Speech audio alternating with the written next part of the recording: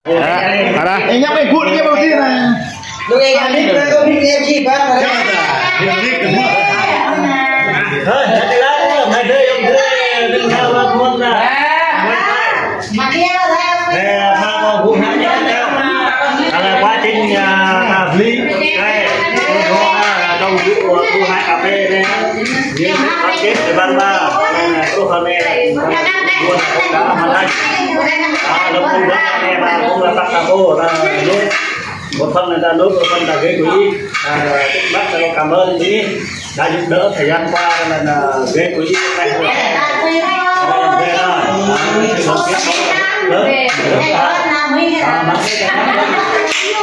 đoàn kết hơn nữa. Lúc hơn là gì gọi là luôn ta là gì